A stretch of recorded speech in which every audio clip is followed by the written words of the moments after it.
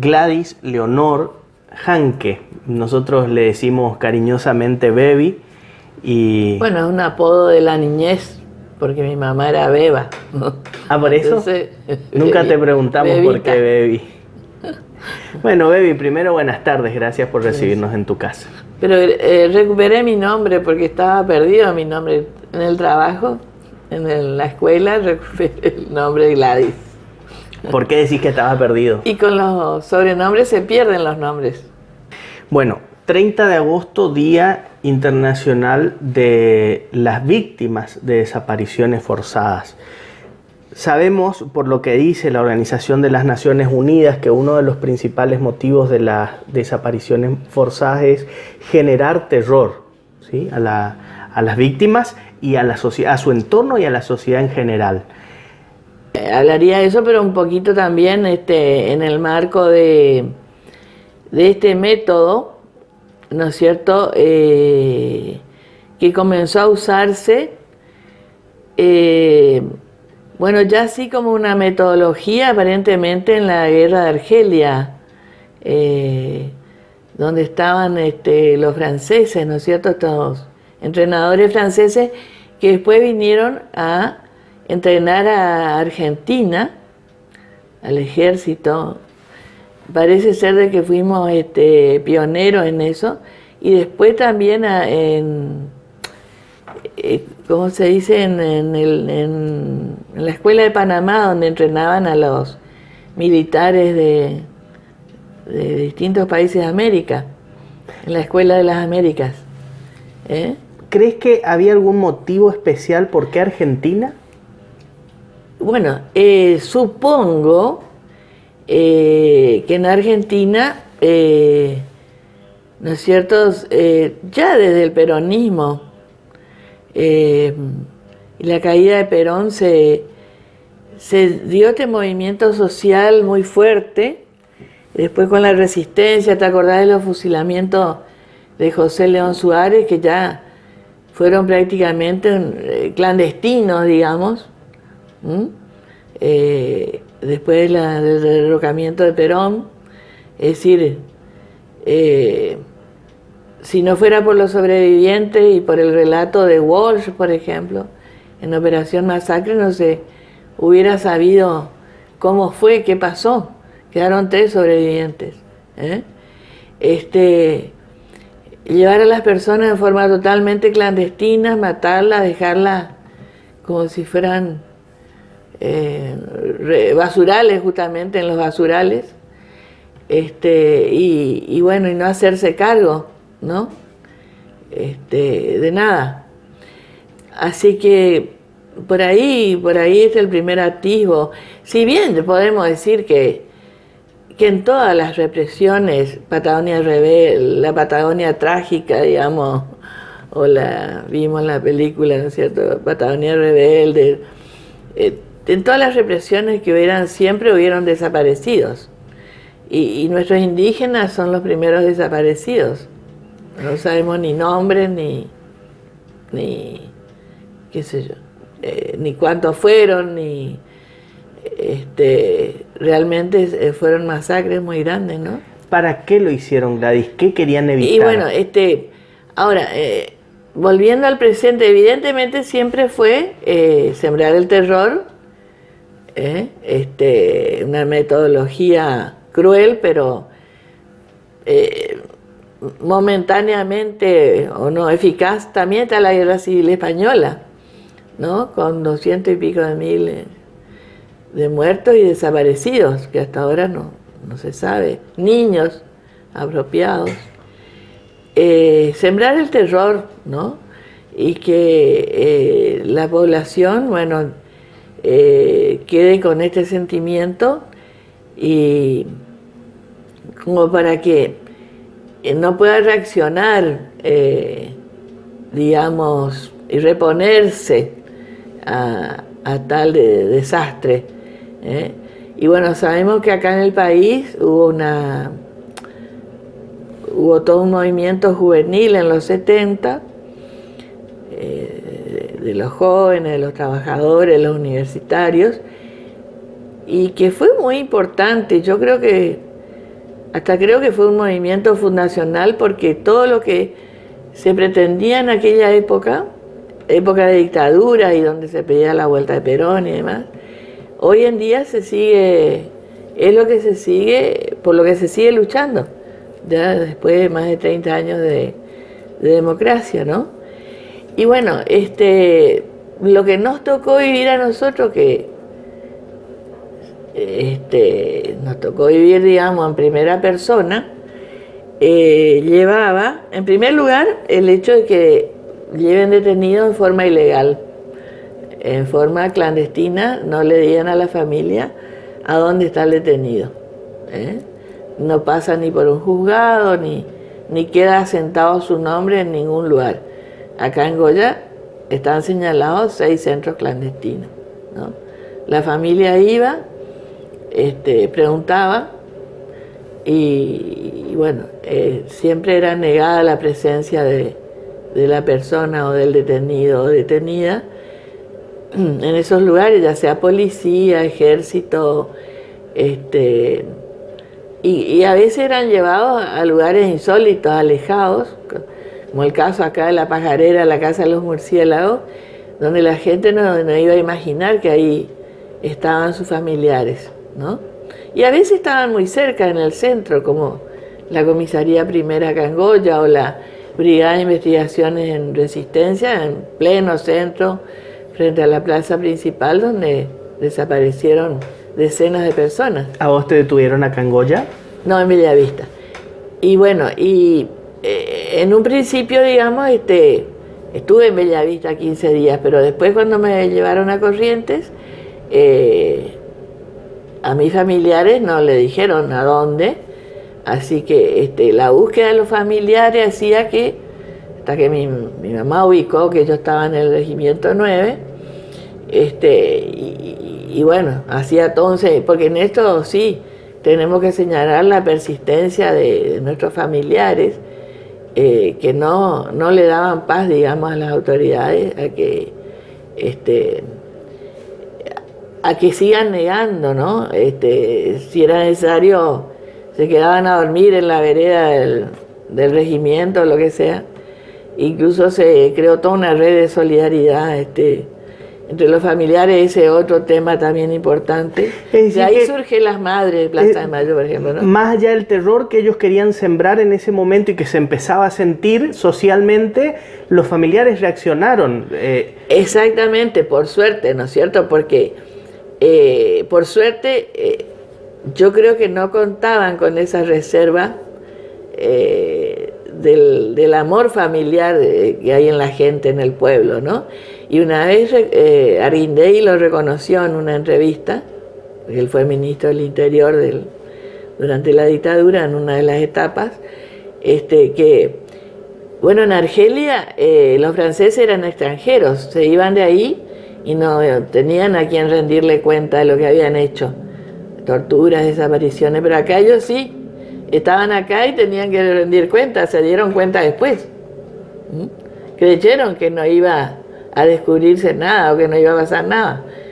Pero después, sí, por suerte, tuvieron que rendir cuenta y la siguen rindiendo, ¿no? ¿Tus familiares llegaron a hablar, a contarte qué sintieron en ese momento? Y mira, yo, la que más anduvo fue mi madre, ¿no? Mi papá ya no vivía. Mis hermanos tenían su familia, así que ella no me contaba mucho, pero después supe que lo que sí sabía que no les daba tregua. Se sentaba en el regimiento hasta que no le dejaban verme unos minutos, aunque sea con la presencia de otros siempre, no se levantaba. Y que a veces la dejaban sentada 2 horas, después pasaba alguien y ¿qué está haciendo?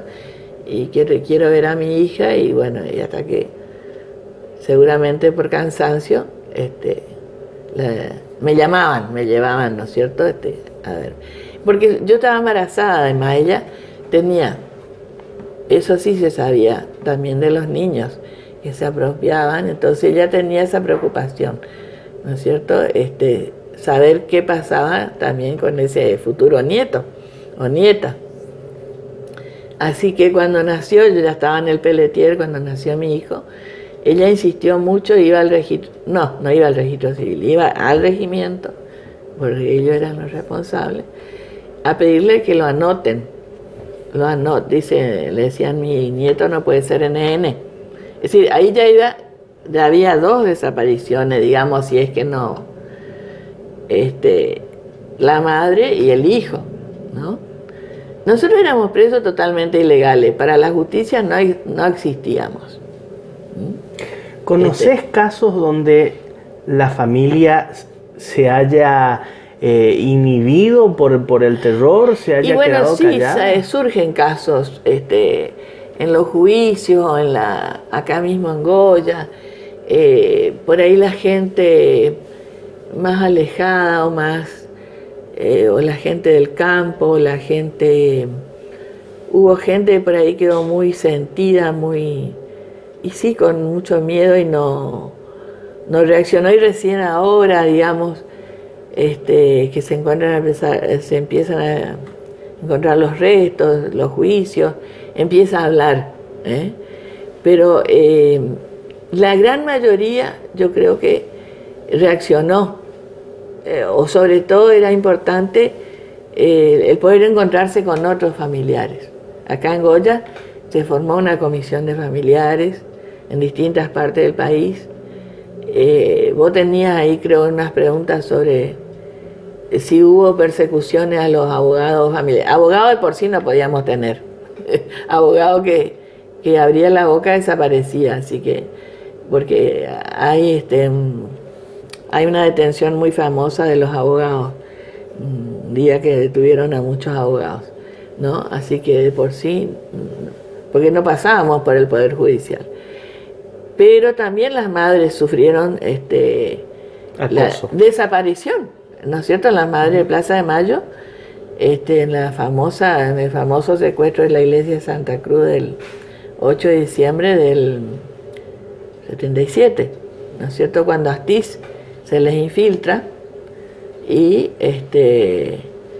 empieza con el pretexto que tenía un hermano desaparecido, se va enterando de todos los movimientos, y en esa reunión que hicieron en la iglesia de Santa Cruz, de pronto aparecen gente armada, de civil, qué sé yo, y secuestran a todo un grupo, y después la secuestran a Azucena Villaflor, que fue principal, una de las primeras madres,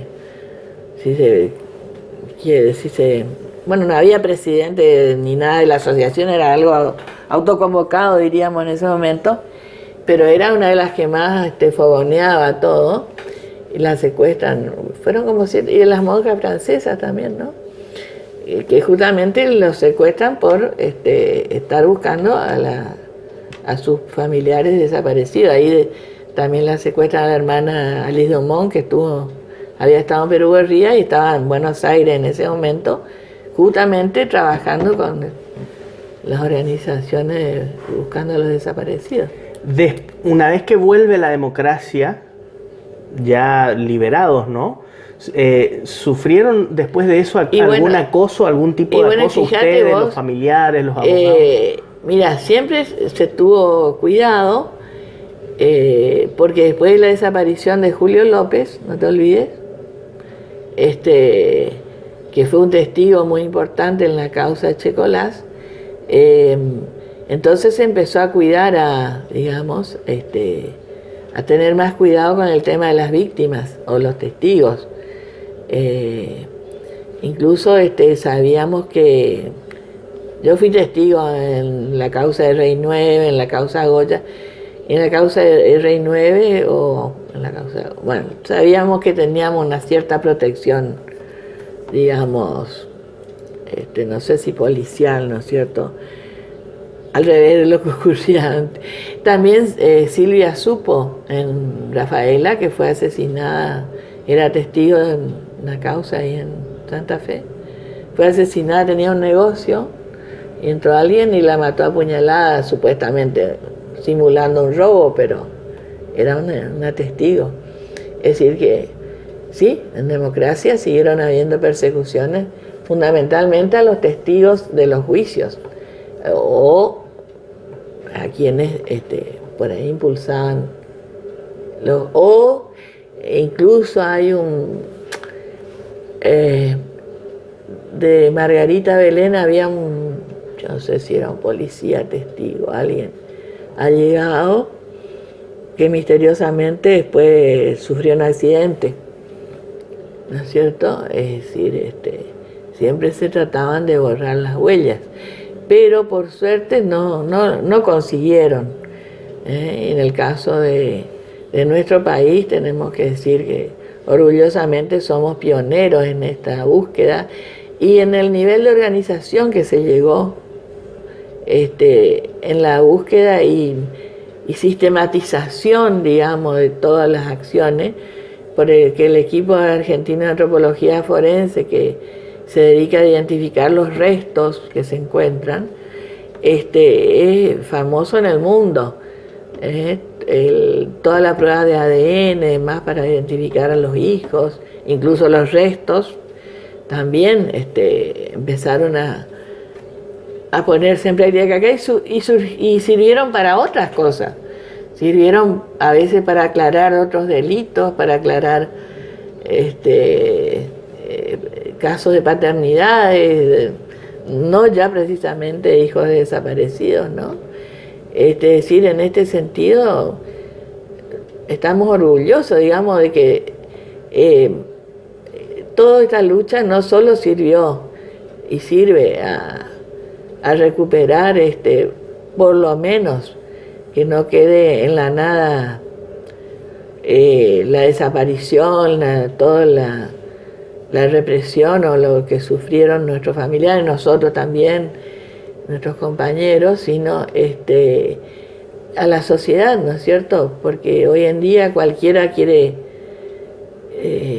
saber si su padre era su padre o madre y puede constatar esto científicamente, o si se encuentran restos óseos también, ¿no es cierto? Es decir, todo tiene su pro y su contra. Y vos me preguntabas si sigue habiendo impunidad, y por supuesto que sí, porque hasta que no se encuentre el último de los desaparecidos, que no sabemos, somos razonables, somos realistas, ¿no es cierto? Que al haber los autores, es decir, todas las Fuerzas Armadas, yo no creo que hayan destruido los archivos, pero los ocultaron. Por ahí se van encontrando algunos, ocultaron los lugares donde estaban los enterramientos, y bueno, hasta que no se encuentre el último de los desaparecidos, podemos decir que va a seguir estando la impunidad, ¿no es cierto? Porque esa figura del desaparecido realmente muy, muy terrible, porque trae un problema, yo te diría, existencial a la familia y a la misma sociedad, porque a esa persona, ¿dónde la pones? Hay algunos que siguen apareciendo en el padrón electoral. A los niños, bueno, ahora ellos son grandes, yo a mi hijo, en su momento, ¿cómo le decía qué pasaba con el padre? ¿No es Gladys, cierto? más allá de que vos fuiste detenida, tenés un desaparecido en la familia también. Mi esposo, Eduardo Fernández, ¿no? Entonces, ¿A él lo detienen casi en simultáneo con vos? No, yo ya estaba detenida. Es decir, supuestamente lo detienen en resistencia o lo secuestran. A mí me detienen el 19 de septiembre del 76 y creo que a ellos, ahí todo un grupo de resistencia. Yo ya no estaba en contacto con él, yo estaba en Bellavista, ¿no? Ya sabíamos que estábamos perseguidos, así que se cree que ahí, y que se cree que puede estar en el grupo de Margarita Belén, por distintos, por ahí testimonios, ¿no? Pero mi hijo cuando era chico me preguntaba por su papá, hasta que decidí decirle, bueno, tu papá está desaparecido, y usé esa palabra. ¿Qué edad tenía tu hijo cuando vos le dijiste eso? Y habrá tenido 4 o 5 años. Anteriormente, ahora, evidentemente los niños son notables, ¿no? Como ellos tratan de explicarse algunas cosas. Porque él, cuando la maestra de primer grado le preguntó por el papá, es decir, la maestra estaba haciendo como con los alumnos que, ¿no es cierto?, van preguntando quién es tu papá, quién es. Y cuando llega a él, la maestra sabía la historia, no le pregunta, pasa de largo. Entonces le dice, no me preguntó por mi papá. Porque él sabía que tenía un papá que no era hijo de nada. Bueno, entonces me contó la maestra, que le dijo, sí, Juan Carlito, contame, no me di cuenta. Bueno, sí, porque mi papá se fue al Paraguay, perdió el documento, no pudo volver. Él se inventó una historia porque alguna vez escuchó que él perdió el documento. ¿Vos ya le habías dicho, digamos, que estaba desaparecido? No, él escuchó. Sí, ya le había dicho, pero él, para hablar delante de los compañeros, hizo otra historia. Y algunas veces también se decía, sí, están en el Paraguay o qué sé yo, bueno. Él se inventó esa historia. Más allá que un día escuché que a un amiguito del barrio le decía, mi papá está desaparecido. Pero como a él, ¿qué podía decirle esa palabra? Y también explicarle con crueldad, que además yo tampoco sabía ni un detalle en ese momento, qué le pudo haber pasado, es tremendo. Porque no tenés ninguna explicación para darle. Con el tiempo, bueno, con los juicios, con la vuelta de la democracia y demás, porque yo, de lo que te estoy hablando, todavía estábamos en dictadura. Él nació en el 77. Nació estando de hecho detenida, como te digo, así que habría que preguntarle a los niños, a los hijos, también qué sienten o qué sintieron ellos, porque, bueno, él trabaja ahora en la Casa de la Memoria del Chaco, en el RUP, que es el Registro Único de la Verdad, donde tienen todos los datos, el banco de datos de todas las personas desaparecidas, además, ¿no es cierto? Evidentemente, él estudió Ingeniería en Sistemas y se volcó a esa búsqueda, volcó sus conocimientos, ¿no es cierto? Pero a ellos habría que preguntarle también que si... Yo, por empezar, también es una incertidumbre porque hacer de nuevo, rehacer la vida, hacer otra familia, si no hubiera sido también por la gran contención de Pilo, mi compañero, ¿no es cierto?, después, con el que rehice mi vida, mi familia, es muy difícil porque ni siquiera pudimos en ese momento formalizar legalmente, ¿no es cierto?, una convivencia porque no había con qué, no había un papel, no había nada. Y siempre también diciendo, y bueno, pero tratando de superar una culpa también, ¿no es cierto?, como diciendo, bueno, y yo ¿puedo hacer mi vida? ¿No puedo? No, es decir, no pudimos hacer el duelo, ¿no? Ese es y yo creo que eso en la modernidad es lo terrible, ¿no? Porque todos los pueblos de la antigüedad se le daba derecho a hacer el duelo a los familiares. Está la famosa tragedia de Sófocles, Antígonas Vélez, donde ella va a pedirle al tirano que le permita enterrar a su hermano Héctor, ¿cómo es?, que fue muerto por Aquiles en la guerra de Troya.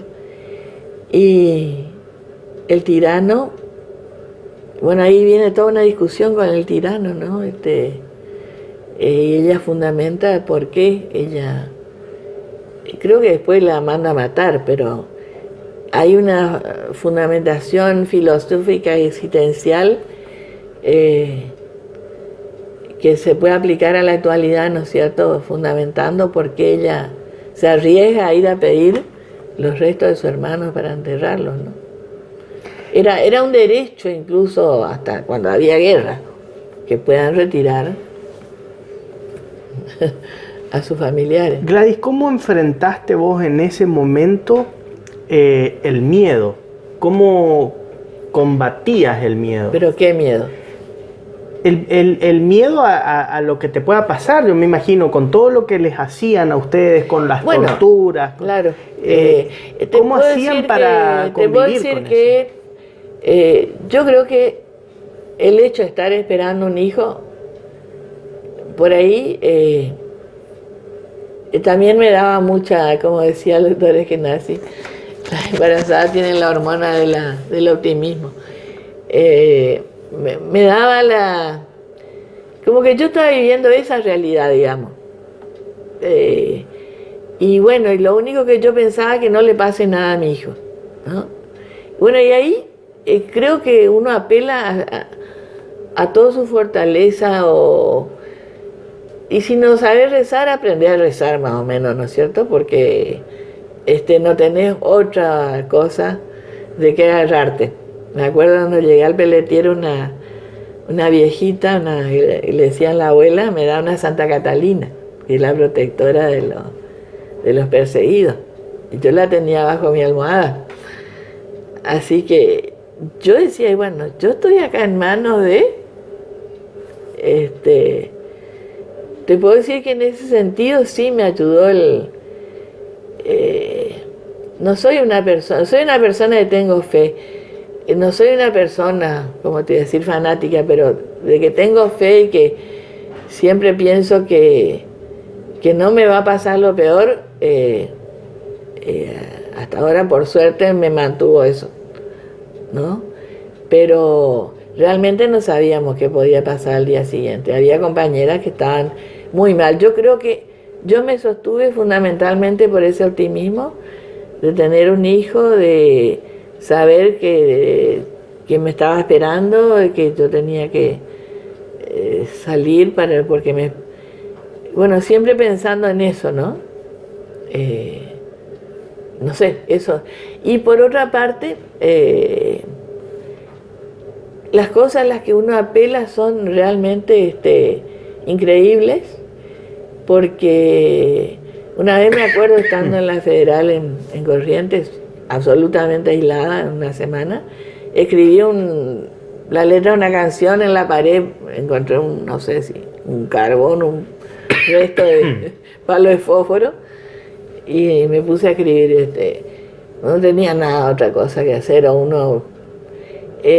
apelábamos a esas cosas, ¿no? Y en Devoto fue toda una resistencia. Hay un libro, nosotras, de esas políticas, donde se cuenta todo lo que hacíamos, a veces hacer una manualidad con un hilo de toalla, un macramé, hacer una palomita con la harina, como es la miga del pan, hacer artesanía, y hasta, bueno, las que tuvimos la suerte de llegar a estar, por ejemplo, de Devoto, que entre comillas era una cárcel vidriera, ¿no?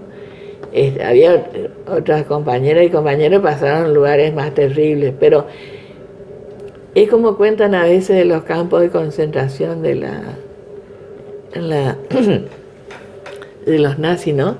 La persona tiene la capacidad de apelar a su imaginación y crearse un mundo que le ayuda a resistir o a atravesar esos momentos terribles, que pueden terminar bien o no, ¿no? No sabíamos cómo iba a terminar. El día que me dicen libertad, esa mañana que fue el 24 de diciembre del 77, yo no creí. Entonces le dije a mis compañeras, le dejé las fotos que tenía mía con mi hijo, si ustedes se enteran de que, porque a veces cuando sacaban a compañeras de Devoto para llevarla, por ejemplo, a declarar a algún lado, ¿qué? Se gritaba, bueno, llevaron a una compañera a Tucumán, qué sé yo, para que todo el barrio se entere y transmitan, ¿no? Pues cuando se sospechaba que la llevaban no sabíamos si volvían o no, algunas por ahí no volvían.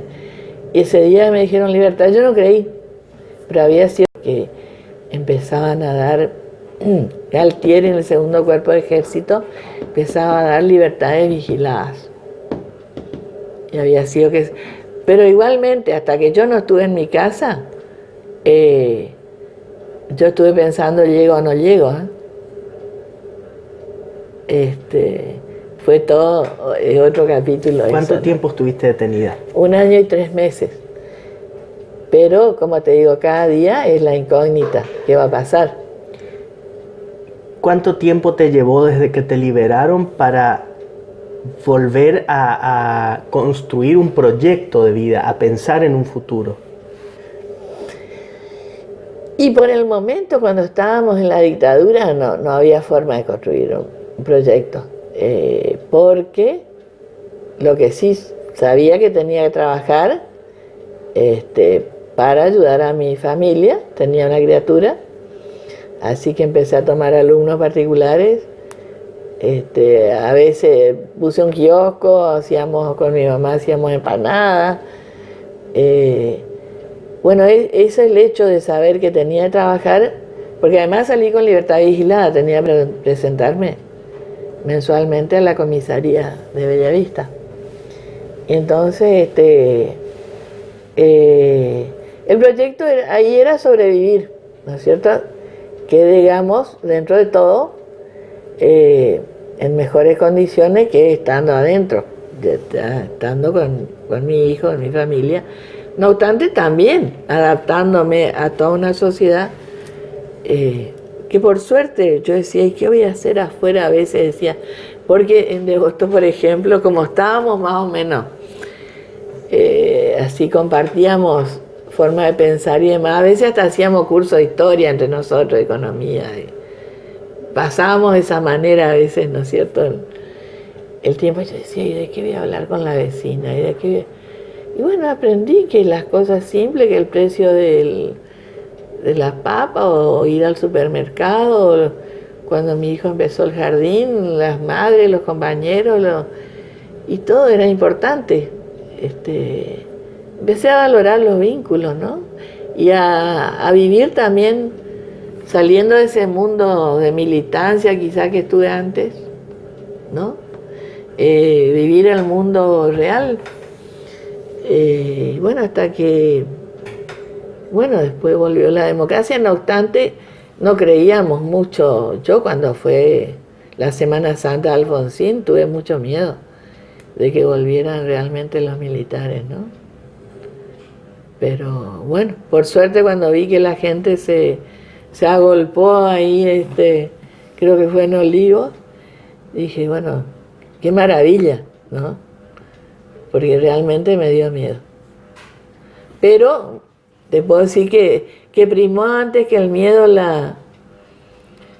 Eso me pasó a mí, ¿no? Pero primó esa esperanza, digamos. ¿Los juicios y las condenas que hubieron sirvieron de algo? Sí, en cuanto a qué vos decías. A ustedes como víctimas, como familiares de desaparecidos, sí, de víctimas. Sí, y como sociedad muchísimo.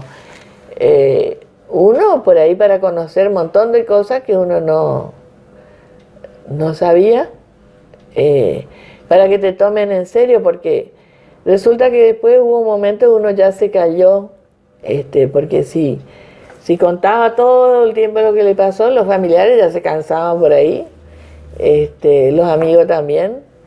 Entonces era mejor, bueno, seguir una vida más o menos normal. Y los juicios sirvieron para eso, vos sabías que estaba hablando delante de un tribunal y valorar lo que es la justicia. A mí me ayudaba a valorar lo que es la justicia, ¿no? ¿Crees que se hizo justicia? Y en la medida de lo posible, sí. Sí, no te digo que fue un 100% quizá. Muchos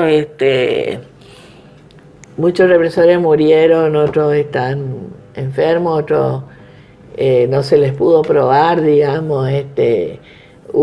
Acá por suerte tuvimos un buen tribunal, pero hubo en otros lugares donde los jueces no, por ahí eran recusados, etcétera, con todos sus bemoles, ¿no?